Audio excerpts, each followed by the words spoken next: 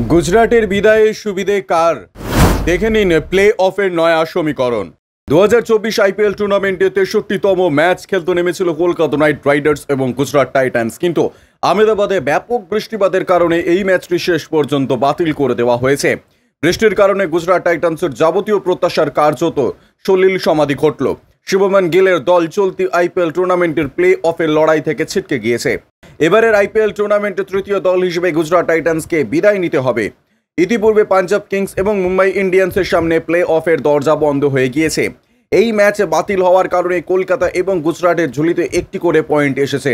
Play অফের লড়াইয়ে টিকে থাকার জন্য গুজরাট টাইটান্সের 2 পয়েন্টসের দরকার ছিল, কিন্তু ম্যাচ ভেস্তে যাওয়ায় তারা 1 পয়েন্ট সংগ্রহ করতে পেরেছে। গুজরাটের কাছে আপাতত 13 ম্যাচে 11 পয়েন্টস রয়েছে। এই দলটি পরবর্তী ম্যাচে সানরাইজার্স হায়দ্রাবাদের বিরুদ্ধে খেলতে নামবে।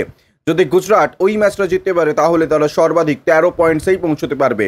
বর্তমানে আইপিএল এর পয়েন্টস টেবিলে দাঁড়িয়ে 4টি দল 14 কিংবা তার বেশি পয়েন্টসে দাঁড়িয়ে রয়েছে। এই পরিস্থিতিতে খুব স্বাভাবিকভাবেই জিটি প্লে অফের লড়াই থেকে বেরিয়ে যাবে।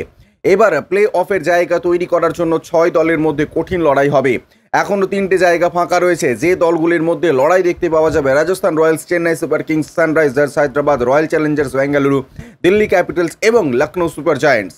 তবে এই ম্যাচ বাতিল হয়ে গেলেও গুজরাট টাইটান্সের দলের ক্রিকেটাররা গোটা মাঠ জুড়ে ল্যাপ অফ আনার দেয়। মাঠের চারিদিকে প্রদক্ষিণ করে সমর্থকদের পাশে থাকার জন্য ধন্যবাদ জানায়। প্রসঙ্গত, এই ম্যাচে টস হওয়ার আগে থেকেই ঝিরিঝিরি বৃষ্টি শুরু হয়ে গিয়েছিল, তবে সময় যত এগিয়েছে ততই বৃষ্টির বেগ বেড়েছে।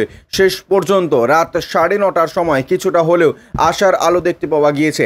রাত 10টা নাগাদ দুই দলের অধিনায়ক মাঠে নামেন। ম্যাচ অফিসিয়ালদের সঙ্গে বেশ খানিকক্ষণ আলোচনা হয়। অবশেষে এই ম্যাচ শুরু করার সিদ্ধান্ত ঘোষণা করা হয়। ব্যুরো রিপোর্ট, ইউজে নিউজ।